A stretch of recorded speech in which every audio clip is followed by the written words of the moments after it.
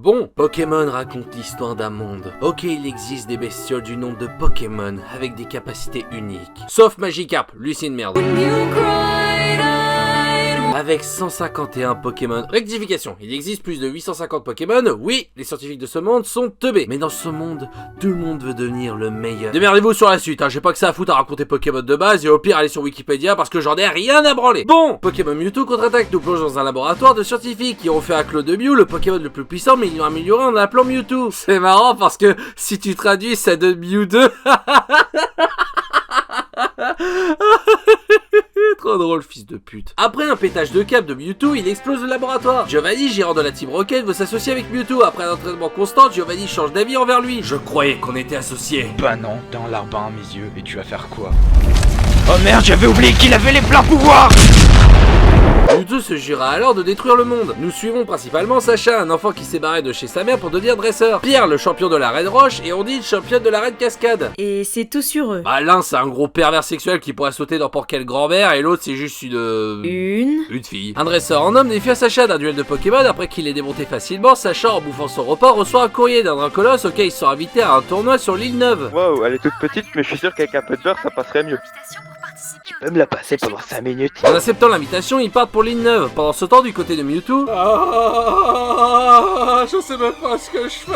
Il créa une tempête près de l'île Neuve. J'ai des doigts sur les bouts de mes mains. Une fois arrivé au port, le bateau pour l'île Neuve est annulé, mais les dresseurs les plus déterminés décident de partir quand même en utilisant leurs Pokémon pour surmonter cette tempête. Ils ont du courage, mais ils sont complètement inconscients. Il faut pas s'étonner après qu'il y ait beaucoup d'adolescents qui meurent à cause de leurs parents irresponsables. Ouais, ils vont tous crever. Sacha et ses amis se font emmener par des vikings de la Team Rocket. Après une vague trop haute, ils se relèvent face à eux. Bon, allez, je sais que vous l'attendiez tous. Nous sommes de retour Pour jouer un mauvais tour. afin de préserver le monde de la dévastation. Afin de rallier tous les peuples à notre nation.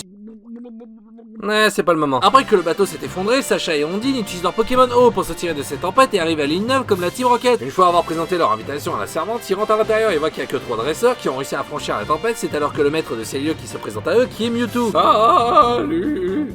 Vous allez bien? Ne vous inquiétez pas pour lui. Il a pris tous les médicaments qui venaient de la plantation. Je vois des gens mal formés. On est des humains. Oh mon dieu, ils ont évolué, je suis dans le futur! Mewtwo montra ses talents de télépathe et au combat, après avoir défoncé un Léviator et libéré l'emprise sur la servante qui est en fait l'infirmière Joël. Mewtwo veut détruire le monde pour en créer un nouveau.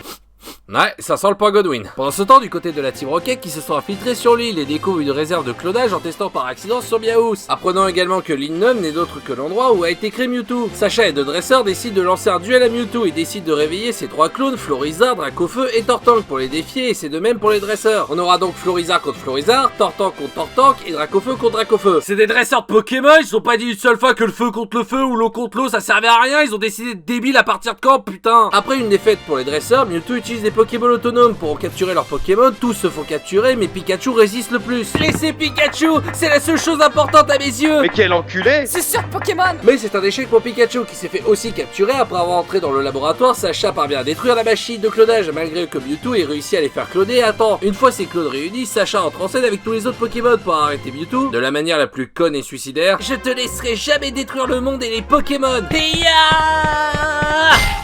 C'est trop mignon un câlin. Mew arrive à temps pour sauver Sacha et s'explique devant Mewtwo. Qu'est-ce qu'il dit? J'en sais rien, ils sont tous les deux défoncés, c'est incompréhensible!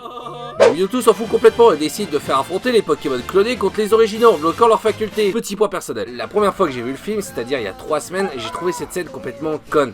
Pas le fait que les Pokémon se battent, hein, mais la musique. Sérieusement, il y a que moi qui trouve ça hors contexte, surtout quand t'as cette phrase. Les Pokémon ne sont pas faits pour se battre. Pendant des putains de générations, vos Pokémon de merde se battent sans arrêt en se brûlant, en se noyant, c'est computant. Et tu vas faire quoi qu'un combat de clono que tu verrais en allant sous des ponts est plus violent que ce que vous faites, mais pas de faire foutre votre connasse de merde. Et heureusement que dans le cinéma, ils se sont pas inspirés de cette scène, hein. J'imaginerais pas ce que ça donnerait par la suite.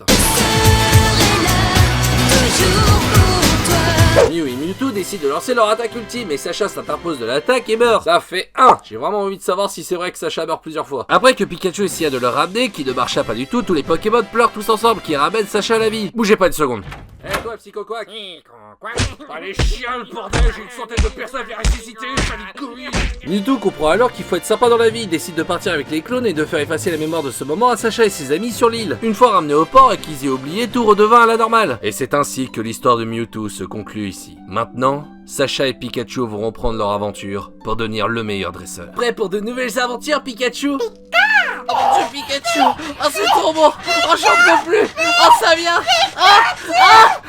Et voilà comment se termine Pokémon Mewtwo contre-attaque! Mais en gros, ça a rien servi à eux, vu qu'ils ont tout oublié. Oui, mais... Mais... Non, rien, ça résume très bien l'histoire au final.